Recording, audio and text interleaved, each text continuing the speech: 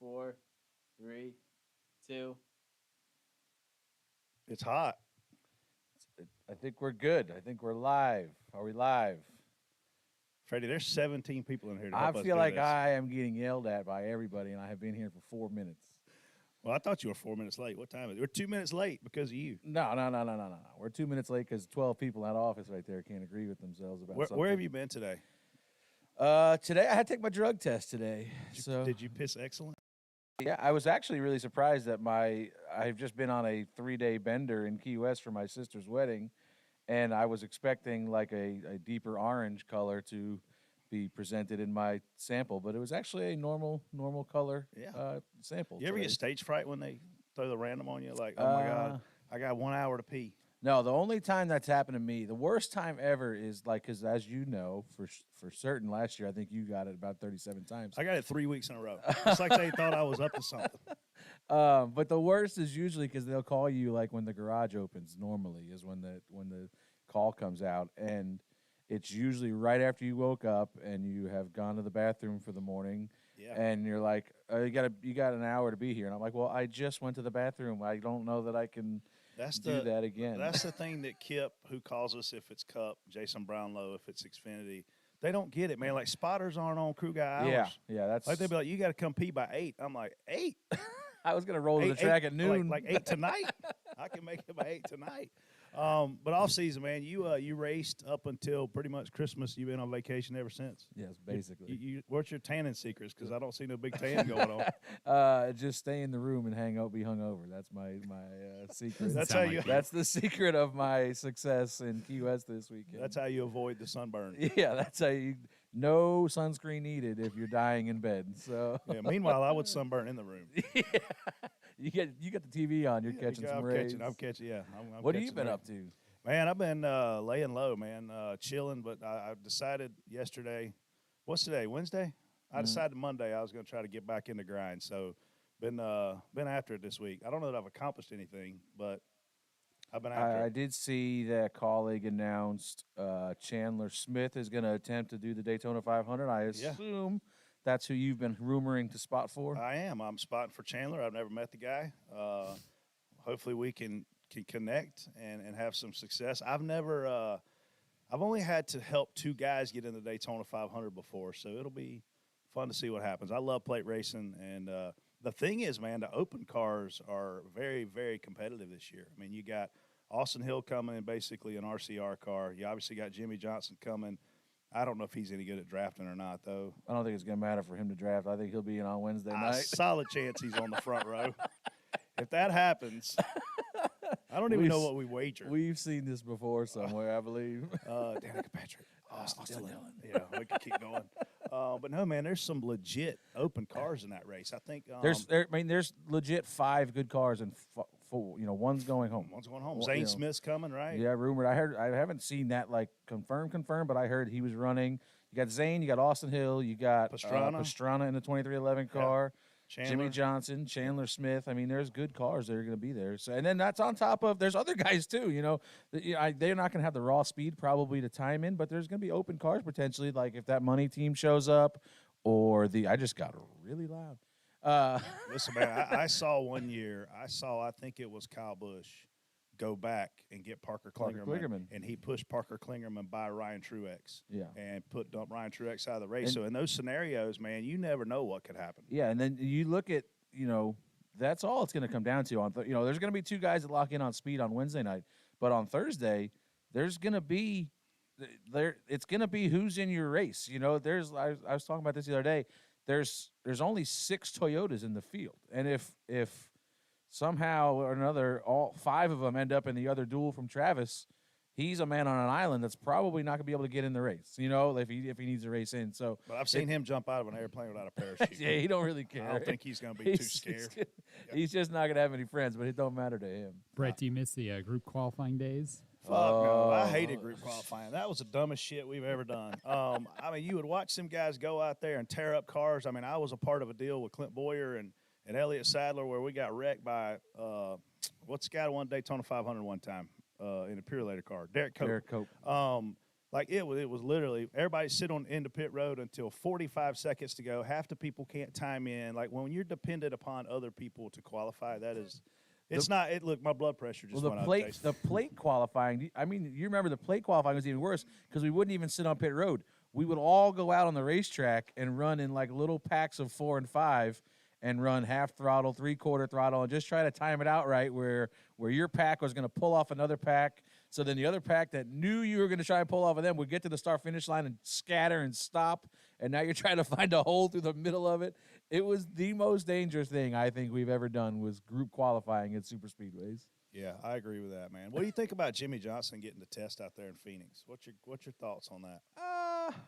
There's some kind of provision for that, right? I assume it's essentially like but there's the rookie. I don't understand how it said elite talent in another series. Why is that what it says? He's elite talent in this series. Yeah, like I don't understand. It's almost like you're letting him a rookie test because he doesn't have experience in the car. But like, shouldn't Noah be allowed to go out there, or Chandler Smith or Travis Pastrana? Travis Pastrana, like, yeah, I don't know. I feel like he would have been just fine probably showing up to Daytona, and holding her wide open. But whatever, they kind of make them up as they go, as we've seen numerous times. What are the thoughts on no practice before qualifying in the duels? Yeah, it was a waste of time anyway. So I mean, it was probably good for the teams. They would make minor changes to see if they can get a couple hundredths out of the car, but yeah, I mean, if you don't qualify on the front row, does it really matter? No, and we see the same guys always qualify in the front row. So I mean, the Hendrick cars are typically very, very good in qualifying. Back in the day, the Robert Yates Racing cars will be very, very good. I mean, I remember going down there to test, and I actually didn't spot. I was just down there hanging out, and Todd Parrott would make Elliott roll out of the throttle going down the backstretch so that nobody knew how fast we were going to really be when we came back. Right, so no qualifying. Honestly, qualifying at most of these places doesn't require practice anymore. There's so much technology and engineering, the sim, and these guys are pretty dang good at what they do. Yeah. So we had some big Dirty Mo media news last week. Freddie's favorite driver and favorite person, I think, on earth, Denny Hamlin, is starting a podcast. Yeah, I seen that. Think it'll be any good? Well, I have my thoughts about. I think the podcast will be amazing. Now, the timing of when he's going to record this podcast, I feel like, is interesting. Like one of these things, like I'm not going to believe it till I see it. Like the first one right off the jump, he's going to have to record like in the middle of the night sometime, isn't he? Like if he's going to do this on Sunday night. I figure when he's ready to record, we'll just leave Big Al's and go wherever he's at, his house. But he's doing it in studio, right, Jason? He's got his own studio, yeah. Oh, okay. We'll go to wherever his studio is, and we'll drink beer and watch him record. That'll be fun. We'll heckle him. Yeah. I think it's awesome, though, man. I think when you look at Dirty Mo Media as a whole, as it pertains to the NASCAR podcast, I won't speak to the IndyCar stuff. You've got a retired driver with a ton of experience, obviously a Hall of Fame guy. You have 3 industry insiders plus Casey. I don't know what we really qualify her as. Marketing professional. Marketing professional, yes. So we have insiders, literally inside the sport, that are able to tell you guys stories. And now you've got a current driver who is not only a driver, he's an owner. Like if I look at him, he's a modern-day Dale Earnhardt because he's driving for one team and yet he owns another. And that team is building its way into being a successful team. They're only 2 years old at the end of last year. Both cars were in the playoffs. Obviously, Kurt got hurt, couldn't make his appearance there. But the things that they've been able to do in such a short amount of time reminds me of the way DEI came to be. So I almost feel like it's fans should have to pay for this shit. Jason, are we giving this away still? It needs to be like a pay-per-view thing. He's done one like yeah, they did 2 pilots. Yep. Like the thing that I think is going to be good for that show, a lot of people don't know Jared Allen, not the football player. The football player, I partied with him in Vegas one time. He's like 6'6". Yeah, he is not 6'6". He played for the Vikings, didn't he? He's maybe 140 pounds. I don't think he's 240. But Jared is a really good person to play off of Denny because Jared has been around. Obviously, he's been like one of Denny's social guys for a long time. I shouldn't say a long time, a couple years, I think 3-4 years maybe. But he doesn't know everything. So when Denny starts getting too technical, Jared can kind of go, wait a minute, I don't know what the hell you're talking about, or just hold Denny accountable to for the layman to understand what's going on. So Denny has his own modern-day Mike Davis. Yeah, basically. Yeah, exactly right, almost. Mike Davis Jr. Junior. Jared Allen. We've already named this guy. Jared Davis. Yeah. But no, I think it's going to be fun. I think the name is perfect. The name was absolutely perfect. What's the name again? Actions Detrimental. Actions detrimental to what? To Denny? To Denny. This is Jason. This was before anybody in this room was here, but I feel like I'm on the original. The couch. That Clear. probably is the original. I'm sitting on the couch. I feel fat as hell. Like at least when we sit up at the table in them high top chairs, I don't feel. That's because you don't have my seat. You should be in my seat. My seat is the awesome side profile where it looks like I just swallowed a basketball for the entire episode. Well, you just go to the gym with Brett 6 in the morning these days. I went at 6 in the morning this morning. What'd you drive by it on the way to high school or No, something? no, I actually went to the gym. Oh, his name is JIM. He has a really cool bar. He's awesome. I always wanted to buy a bar and name it the gym. I'm Good. going to the gym. Go to the gym. You mean you weren't out running with Jamie McMurray shirtless around the lake? If anybody saw me running shirtless, they'd call the cops because they'd figure something is definitely going wrong. There's scenes of that in that movie Jackass. Of me running. The nastiest thing that ever happened in all those Jackasses was when that guy, Oh god. and he was an overweight guy like Get me, ready to pull the plug on this. and he put on this freaking sweatsuit, and he somehow or another had his sweat funneled into a 2-liter bottle. And then I don't know where this is going, but I don't like it. when he got done running, he drank his own sweat. Oh God. Jeez. Did you see it? No, I didn't see that, and I don't ever want to see. my God, Which it was one a- was that in? Because I'm not gonna watch. I it. don't remember. I watched. They them only all. got worse. Every one of it's like somehow you're like, oh, this can't be any worse than the Yeah. next one. And The it last one was somehow all worse. do funnies and weird jokes, Do and I couldn't funnies. do it. I was out on that one, but yeah, I'll find that episode. and send it to I'm you. good. You can keep that one. Oh boy. Oh yeah. People are yeah. asking about the Crocs, Brett. What's going on there? Well, I had a pair of Gamecock Crocs that were like 20 years old. and Gamecock Crocs. Gamecock Crocs. and Don't say that 3 times. my family, I have on cock Crocs, and my family kept making fun of me. So I was at Myrtle Beach this summer. As you all know, I love Myrtle Beach. And I walked into the Croc store because Keely wanted new Crocs. And I saw these camo, garnet, and black Crocs. So I was like, they look like cock Crocs. So I got new cock Crocs. There we are. That's the story. I hope everybody likes them. My, I gotta be honest. I gotta show you. I should have showed you a picture. My newest pair of Jordans that I got from Christmas present 2311 is garnet and white. Dude, that's all. I got a pair for Christmas, too. Did- I've only worn them once. Yeah, I'm saving them for something special. We'll wear If 'em- I'd have we'll known, I didn't know I'd be full body on here today. we'll wear matching. I did not. You didn't. Nobody told you that's why you wore your Crocs. No, I would have probably, yeah. I mean, I might not have worn anything different, but it would have been Jason. Nice job briefing me on this thing. Yeah, you're welcome.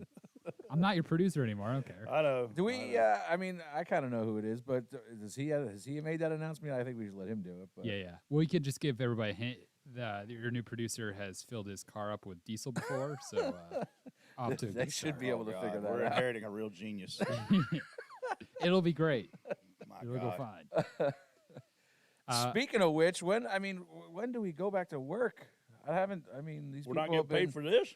I mean, actually, our show, not stealing somebody else's show. We got to go back to our show Oh. eventually. February 6th, after the Clash, y'all have a nice, early. Well, we flight got an back. early morning start that day. You want to do 9:30 again? Let's go 9:30. I get home about 5 probably. Is it the night? It's a night West Coast race. It's so a what's Sunday night, right? What time's the Clash start? I got it on my phone. I can Brett will tell you. be here. He's left me high and dry on that deal. Oh yeah, I forgot about that. It'll just be you and TJ. The struggling. Clash Brett will be starts like- at 8. Listen, guess what time it starts? 8:15 Eastern. It's what time the Clash starts. That's like the feature, I hope, not the heat races. You won't land by 9 o'clock. Yeah, I won't even be home. Oh my gosh. 8:15. You figured it's going to take at Two minimum hours. 2 hours. At least 2 hours. So that's But honestly, if you're driving 40 hours out there and 40 hours back, and you're taking your whole team out there on airplanes that take 5 hours to fly there, you need to be on TV for at least 2 hours. That's a lot of money yeah. to race less than 2 hours. Do we need to be on at night?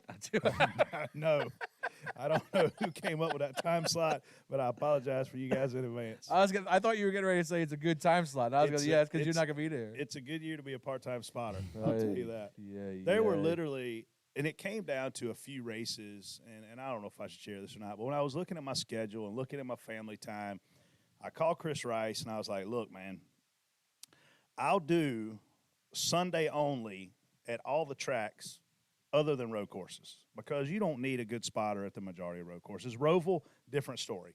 Sonoma, a different story. But Watkins Glen, I doubt Chicago, you're going to need a good spotter for a freaking all weekend. So anyway, I made him this deal, and I was like, look, I'm not going to Bristol Dirt. I'm not going to road courses. I'll do all the races Sunday only other than Martinsville, Bristol, Daytona, Talladega, because there you need a good spotter all weekend. And I understand if you don't want to take that deal. And obviously he wanted one guy there all weekend, which he got out, Jason Jarrett. I'm excited for Jason and Justin. But it's things like this, man, that at my age, it's too hard on the body. It's too hard on the family. And I'll be honest with you, Freddie, I'm not ready for the offseason to be over yet. I'm excited to get to Daytona. Like, I legitimately can't wait. There's a lot of fun things between now and then that we haven't announced that I am actually involved with, and it's coming out next week. But, like, I can't wait to get to Daytona. But I'll be honest, I loved working at the Clash last year. Me and you went out downtown. We saw some really weird shit that we can't talk about on here, of all things. If I can't talk about it, you know it was weird. It was weird. It involved a lot of unlawful acts of things being put into the body and people doing other things to other people's bodies. But, like, I can't wait to watch that on TV, but I also am glad this year I'm not going back. Yeah, I mean, listen, I'm actually ready. I feel I don't have a choice, so I better be ready.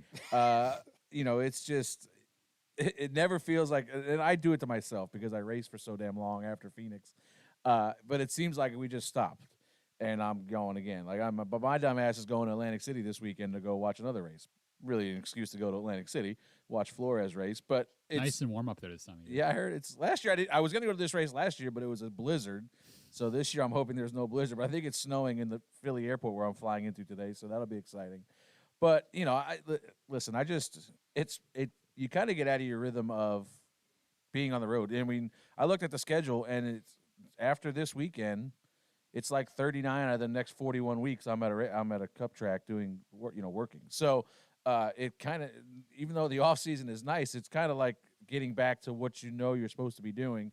So I'm ready for it. I'm excited. I love short track racing, so I'm ready to go beat and bang at this Coliseum. And I'll give Steve O'Donnell a lot of credit. I listened to his podcast with not his podcast, LaJoy's podcast, and he came on, and he talked about a lot of the things that NASCAR as a company right now has challenges about. And I'm gonna tell you something, man. He owned all the things. We got to be better at short tracks. We got to be better at road courses. We need more short tracks. We need to alternate markets. We need to look at international markets. Like, everything he was saying was 1,000% spot on things NASCAR needs to do better. Now, the question is it going to work? And then you look at today, prime example, you and I know this. People are up in arms about it. At a 1.5 mile track or bigger, the cars don't sound too loud. Do they sound loud? Hell yeah, but they're not too loud. When we're at a track that's under 1.5 miles, they're loud as shit. You can't hear yourself think. Yeah. So going out there and testing this muffler is a good thing, man, because I remember years ago I sat down with Michael and Clint and a bunch of people, and they were all like, it's too loud at the racetrack. We need to quiet the cars down so you can talk to your kid beside of you or talk to your buddy. And at that point, I didn't think the cars were too loud. Now I do. I think they're too dang loud, and we need to tone them down a little bit. Daytona, is it going to bother you? 100% no, because those cars are going to go by there at 180 miles an hour, and you ain't going to hear them again for 40 seconds. You can talk to your buddy. But when you're at Bristol, when you're at Dover, when you're at Richmond, they're ear-piercing loud. The first thing I noticed, I think I called you about this that day. When we went to Charlotte to test last year, I said, I don't know what it is about these cars, because the old cars used to scream, and it was the exhaust that was on them. They would be loud as hell and screaming but there was just something about the pitch of them new cars. I called Brett, and I'm like, these things are stupid loud. I said, I don't know if they can change them now or, they're going to change them. But, like, I was on the infield at Charlotte, and they were going by, and I was like, it's unbelievable how loud these cars are.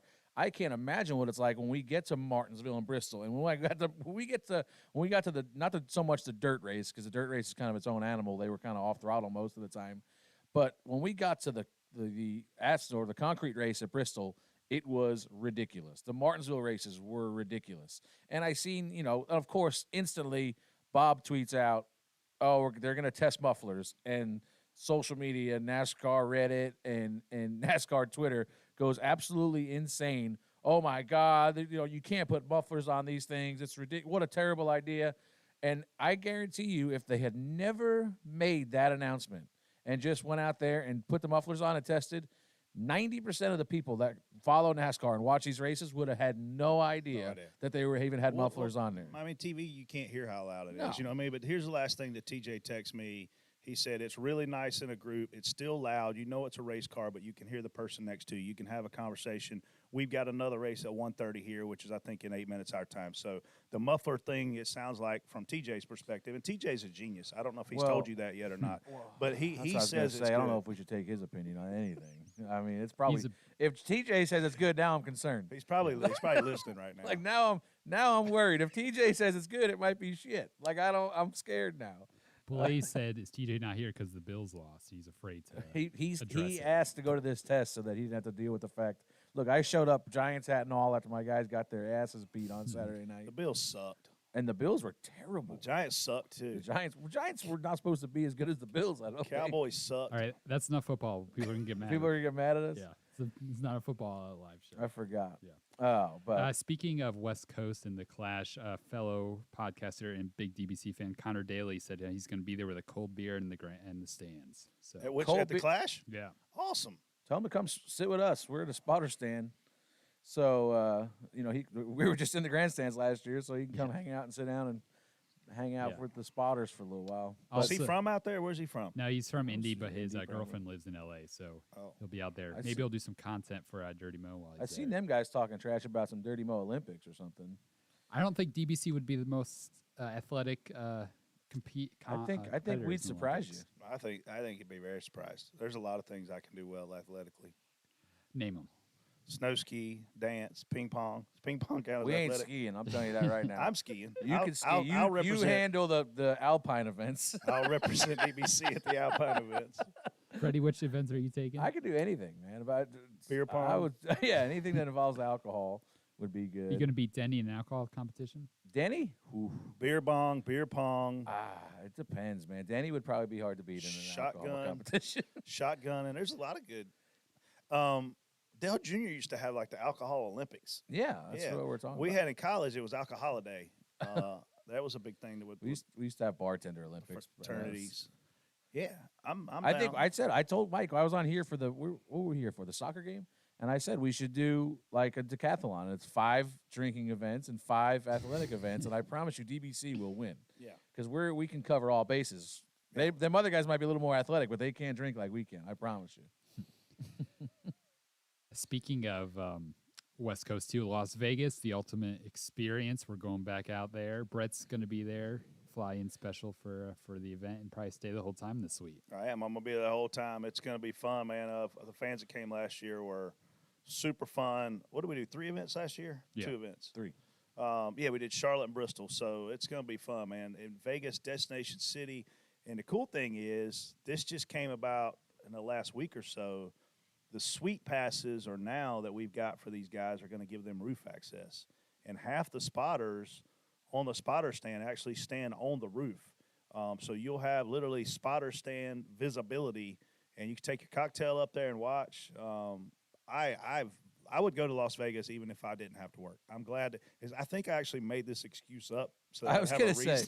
I was concerned when we said you were going to be there the whole time if that might slow down ticket sales because people don't want to be that hungover. It might. I've already bought my ticket to the first Vegas race and second Vegas race. I'm going there. I don't care what happens. So Vegas is the best. Jason, is there anybody in the chat that is coming or has been to a Dirty Mo experience? Let's see. Let's ask him. Anybody been to either Vegas, Charlotte, or Bristol last year? And if not, this is your chance. We got limited tickets left. Mike Davis literally loses his voice at these things because he talks the entire 4 hours of the race to these people, and he leaves best friends with them. And I guess I'll be joining it. But Mike Davis is going to do all 3 shots of Fireball.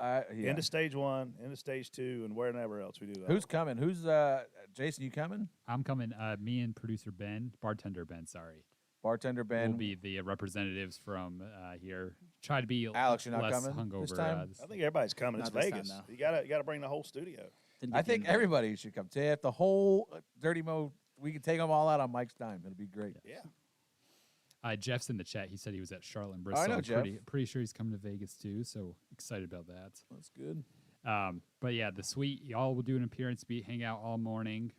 Then people get to watch the race in the suite. Headset, swag bag. That's the fun part about it too. Is Unlimited food. the headset is you can talk trash about me and TJ spotting live because you're watching it happen and make us make bad calls. You could cheer for or against us. Most people cheer for me and against TJ as usual. I personally think it's worth coming just to have a chance to win a signed Dale Jr. vodka bottle. Yeah, we giving those away again? I don't know. think so. We're going to give something away. We're gonna give it. Everybody wins something. Yeah, Like, everybody gets something. We give away 50 prizes and we got 50 people or whatever it is. So everybody wins something. Just the giveaways alone were worth it. Lisa was at Bristol. She's chiming in. But Oh, Bristol, I know was a good Lisa. time. Lisa's a friend of mine. She brought me a bunch of bourbon one time to Bristol. That's all. Note to everybody out there: all you have to do to be Brett's friend is bring him bourbon, and he will be your best friend. I love bourbon, but now I'm getting into tequila. I I'm know. going crazy in this tequila Every collection. day, I used to get texts from Brett. You got to go over here. They got a bottle of this bourbon. They got a bottle of this. Now it's Clase Azul. There's a bottle over here. I know. Ultra rare. I'm like, yeah, I'm not. If I'm gonna buy a bottle of tequila, I'm gonna drink it more than likely. I'm going to drink it. We're going to drink You this. are not gonna drink it. 1,000% I'm going to drink it. I've seen the wall in your room. That's the bourbons. I don't drink the bourbons unless I get another bourbon like it. It's tequila. What else got to do with this tequila? I don't know. That's what I was concerned about. I thought you were gonna build a tequila room. Well, bourbon goes up in value. Tequila doesn't really do that. So do we just drink that one? We're going to drink it. All right, I'm gonna come over. Yeah. After the show. Yeah. What do you think, Freddie? I'm gonna put you on the spot. A lot of crew chief movement in the garage. Like, give me two teams that you think are making big step up with the changes they made. Because I got two in mind, and I'll go first to help you. You go first, because I got. So I feel like two teams that have made big step ups in the offseason. First and foremost, this may surprise you, 48 car. I think getting Blake Harris over to Hendrick Motorsports, pairing him with Alex Bowman is going to be a doozy. I think when those two guys start, I think when they start clicking, they're going to be freaking hot. I'll tell you my other one. Big change from Ty Dillon to Noah Gregson, and he's taking Luke Lambert with him. So you're taking guys that won races together, Junior Motorsports. I think that's the two biggest teams that have made big step-ups. I think when you look at them, and obviously the 48 made a playoff last year, I think the other team, the 40 – what's that car number, 42? 2. I think they had one top 10, right? So when you look at which teams do I think are going to get big step up based on personnel changes, those are two that come to mind for me. Yeah, and I think that on top of – and I agree with you. I think Blake Harris is one of the next guys. You know what I mean? Like, you saw what he did with that 34 car last year. Big time. We saw, like, Rodney come in a couple years ago. We seen Cliff come in at the 5. Like, you see the guys come through the ranks a little bit, and then they jump in the right opportunity and kind of take off. And, you know, I think that's the next guy potentially that could be put in that right position now. He's got everything he needs. He's at the top team in the sport potentially. You know, I saw your tweet the other day about Penske Racing, but you know, so I think that 48 team. But on top of the crew chief change, listen, it's time for Alex to step up. You know what I mean? And I think he knows that. Like, the writing's on the wall that these guys are going out and performing, and I'm not performing as well over here. So that's one big thing, and I agree with you on the 42 car. Obviously, I think they take a giant step forward. I can't think of anybody else that's really made changes to combat it with different teams. But yeah, for sure, the 42 is going to perform, like you said, better than one top 10. I would think Noah. I love Noah. He has to do a little better job of making it to the end of races in the Cup Series. You know, obviously he showed flashes of speed last year. We raced around him a good bit. And that was running, you know, 12 to 15, 20. And you see him make mistakes in traffic and get in the fence and do damage or make a mistake on pit road. So, you know, to get those top 10s, you know how hard it is. Like, you got to be flawless all day long because you're beating, you know, 20 of the best teams out there to get that top 10. So Noah's got it. Like, on the driver's side of those things, Alex definitely has to step it up. I think this is, you know, potentially – I'm not sure what his contract details are. This could be a contract year for him, I think. So if he's trying to get re-signed and stay in that 48 car, he's got to have a big year. And then Noah just kind of has to clean some stuff up and make sure he's there at the end of these races to put himself in position to get these better finishes. And you can in this car if you're around at the end. Yeah. I mean, the parity is unreal. The pit stops are unreal. But I'd say this. There's two sponsors, two teams in this garage that it doesn't matter who the driver is. And one of them you're going to think I'm crazy. The Pennzoil car, that sponsorship ain't leaving Roger Penske. With the B2B that he has with all his dealerships, that sponsorship exists whether Joey Logano leaves tomorrow or not. It's going to stay right there. Same thing with Ally Financial. That's essentially the new GMAC, which Rick had forever, even when Ricky was driving. And if Alex Bowman leaves, I promise you they're going to say, Rick, pick your next guy. they're happy because there's a lot of B2B things that go on behind the scenes with those two teams and sponsors.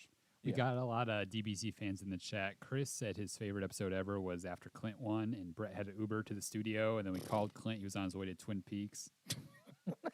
Classic. Oh, I ain't gonna lie to you. I was hurting. Every time. Thank God we didn't win a lot. The best fight, Because when we won, we almost died. the best fight Megan and I ever had was we were leaving Martinsville, and I drive to Martinsville all the time, and Megan usually goes with me.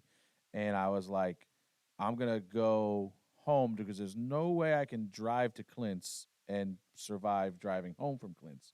So I said, I'm gonna drive home and then figure out a way to go back to Clint's because you guys were gonna be at the racetrack for a while, so I had time to do both. Yeah. And I got home and got into a fight with Megan about going back because she didn't want to go. And She's always team fun. What do you mean? Knew it was going to be a disaster.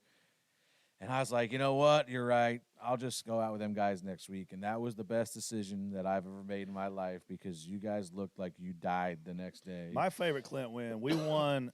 I got fired from RCR, and I went to spot for Clint for the playoffs. And it was the year Brad Keselowski won a championship. We finished second to him in the championship standings. But we won the fall race at Charlotte. And we went back to his motorhome, and I'm telling you, we partied till the sun came up. He blew the transmission out of his big Peterbilt rig that he had in there. And I wake up going down the road in a motorhome, and I'm in the bed. I'm legitimately in the bed, and I'm like, oh, God, I'm in a motorhome. I don't know whose motorhome this is. I don't know where I'm going. I'm praying to God I ain't going to the next race.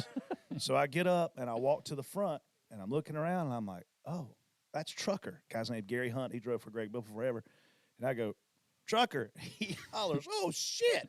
I'm like, where are you going? He's like, I'm taking your drunk ass to Food Line in Denver, North Carolina, and dropping you off. I've already called your house and got somebody to meet me.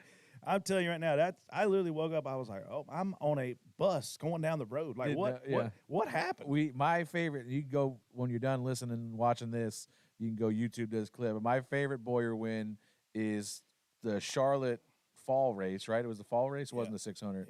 Yeah. Clint wins the race, 5-hour energy car. He's doing a Victory Lane interview. And right in the background of the Victory Lane interview is this idiot and Pops just chugging beers right over his shoulder. So what happened was, You didn't know he was on camera. no, there was a freaking national camera set up. A local TV camera set up shooting Clint doing an interview. And I grabbed Pops. I'm like, we got to move. We're going to be in this guy's shot. Well, what I didn't see was the other camera, and it was dead on me and Pops, and it was Speed back then, the Speed Network, which I missed dearly. And I'll tweet the video out because I got it on my phone. And Pops outruns the shit out of me chugging I this mean, beer. not even close. That old man killed me. We got another Michelle brought up a really good memory is after Clint had a stop and go penalty at I don't know what race, and Brett told the story where he was just yelling at Clint, stop and go, stop and go, stop and go. I don't remember Yeah, that there's a one. lot of them moments. Clint, I don't know if y'all noticed, but Clint doesn't listen that well. His ADD is always on high gear. Rich asked about our DBC Picks dinner. Did Casey end up buying us dinner and taking us out? We split it 4 ways. We pulled out 4 credit cards. TJ wouldn't go because he was scared he might get sick because he was going on a cruise or something. Jason, you got out for free, didn't you? Oh, yeah. Sorry, I went to the bathroom while you were paying. Good job, Jason. You're the only smart one in that. Yeah. The steak was the size of, I don't know, the Dick Pitt sign behind Freddie. But what? You can't say that sentence. Thank God Tiffany is out here, not in there with you, because she would choke you right now. He wanted a bone-in ribeye. Yeah. The words that he just put together, He got a like, bone-in I ribeye. don't think you should ever put those 4 words in the same sentence. A bone-in ribeye as big as Dick Pitt. That's what he said. He's not lying. He It was a is big not steak. lying. My favorite part of that night was, so me and Brett had just gone to Epic probably a month before that. And we went with a friend of Brett's, Russell, his wife, and a bunch of friends of ours. And first of all, Brett and Russell are sitting at the table and they're deciding what they want to eat. And Brett says, well, one of them said this 22-ounce steak is way too big. I can't get that. So then Brett comes up with the idea that him and Russell should split the 48-ounce steak. And that's a good idea. And I said, I don't know if you idiots realize this, but half of 48 is more than 22. So I don't know what happened there. But Brett claims he meant like 5 of us should share it. So it was a little bit less on the ounces. But I remember they cooked it, sliced it, brought it to the table. So Brett, this time that's what we did this time. We split it the steak because nobody was super hungry. And Brett says, "Will you please cut it and slice, cook it and slice it back there?" And the guy says, "No, we don't do that." And Brett says, "Well, we just did it last week." And the guy says, "No, we don't do that." And Brett says, "No, I'm telling you, we just did this last week." And no, we don't. I don't know, something. You must have got a really nice server or something. So now the guy's admitting that he's not a nice server. But we don't. So Brett goes, "All right, whatever. Just bring it out here. We'll cut it." So Brett is Jason, 2 slices into cutting this thing, and is beat red and telling the guy, "There's no fucking way I did this the last time. You just somebody else." So then the worst possible thing happens. The guy goes in the back, comes out and says, "Sir, you're right. They would have done." I'm like, "Please don't tell him he's right." And even if he is, keep it to yourself. So then I had to listen to how Brett was right, which I knew Brett was right because we had just done it. But it was funny to watch Brett struggle and just curse the poor waiter. He didn't curse him out, but he said, "I know I didn't just do this 2 weeks ago." It was hysterical. And our friend Tyler Reddick joined. That was right after the Christmas show, so everyone had consumed at least 4 fireballs maybe on the show. Yeah, more than that. TJ was putting them down, too. TJ actually drank, yeah. It was crazy. It's the first time he's ever been fun on here. Yeah. Our big fan Lala said she's in the store out in public listening to the show right now and laughing out loud. Oh, Probably God. some weird Tell her your don't fall out of her wheelchair, please. Turn your volume down. Yeah. Please don't fall out of your wheelchair. We'll see Lala. I guess you won't see Lala. Are you going to Talladega? Oh, yeah, you probably go to Talladega. No, that's not on your we got list. baseball weekend. That's Pigeon Forge. Are you doing that on the weekend? Yeah. I personally say that's got to be a weekday tournament, and nobody listened to me. Pigeon Forge will be where I'm at Talladega weekend. But I'll be watching the race. Whatever. People are asking where some all their ultimate experiences should be this year. So we're definitely doing Vegas. I assume we'll do Bristol again because Bristol was a big hit. Some people saying Martinsville, Talladega. Yeah, we're looking at a few different ones.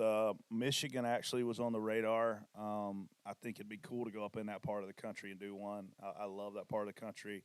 We were looking at Talladega. We're looking at a few of them, and we're gonna start locking them in soon. But man, it's hard this time of year when we're all so busy.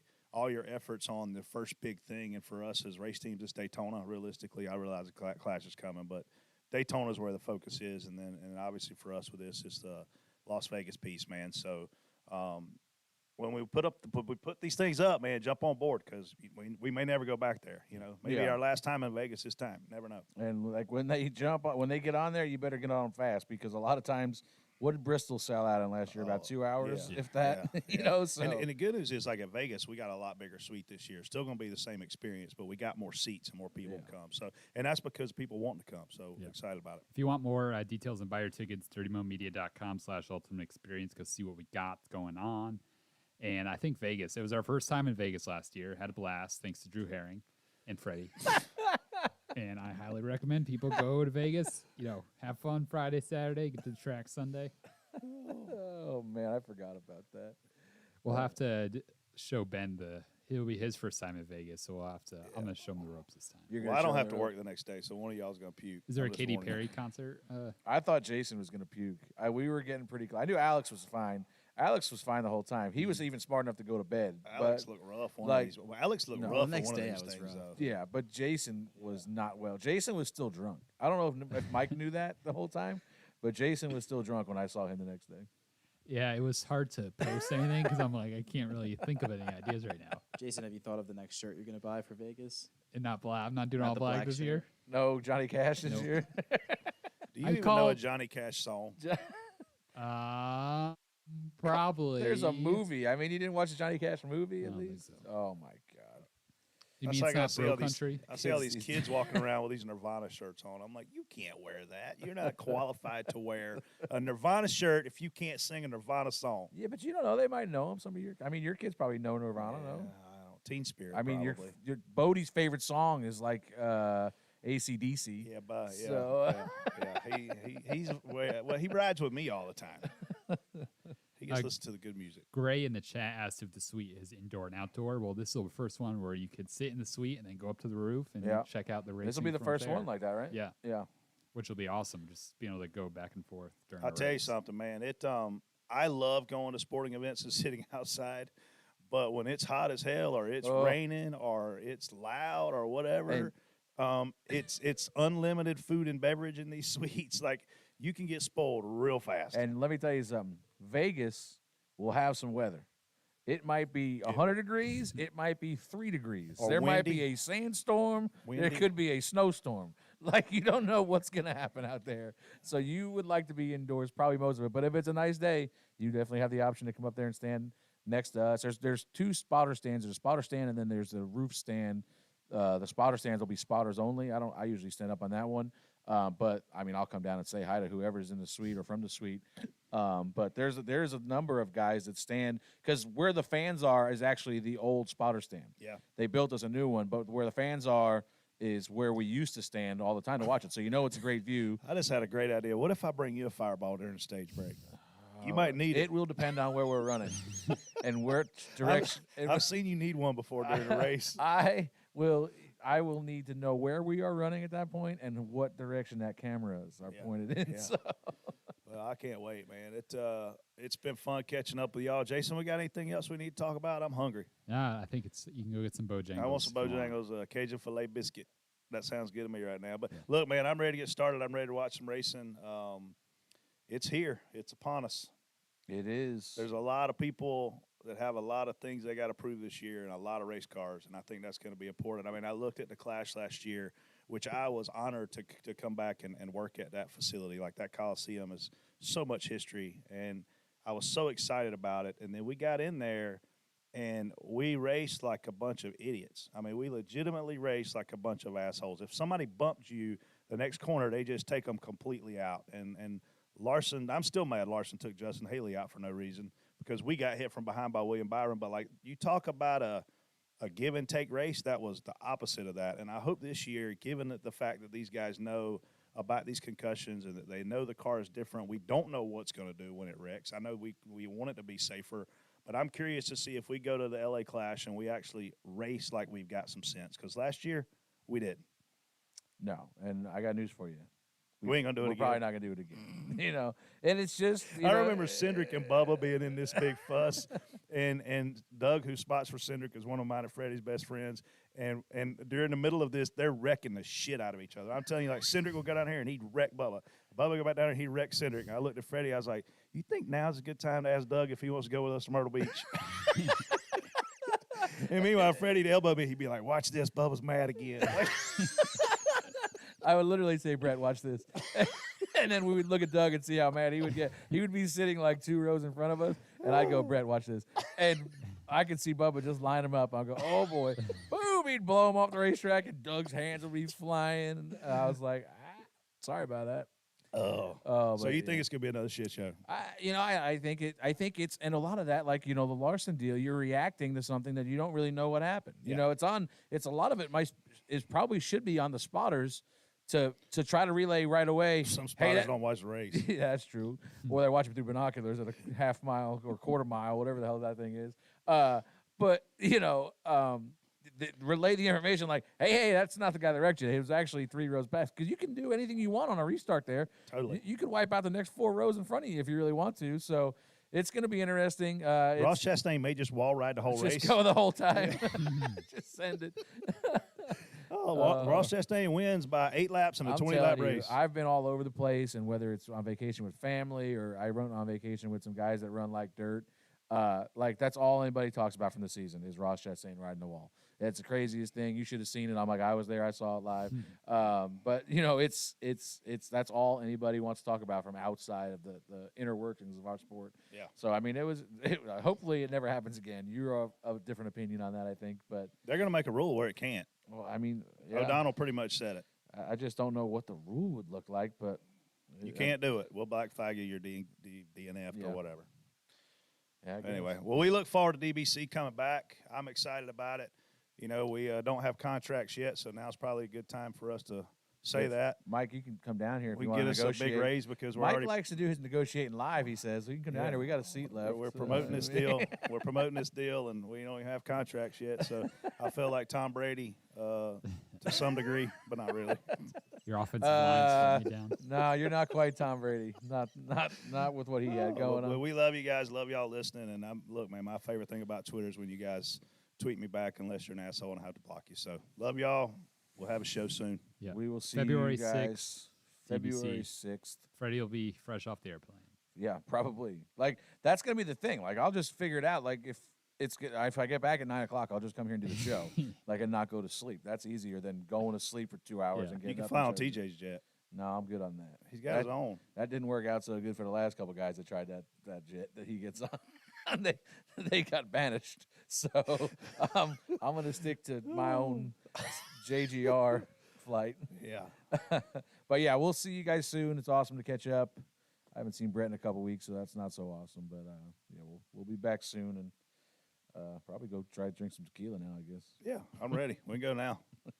All right, see you guys later. See y'all. Holla. Give me 5 seconds.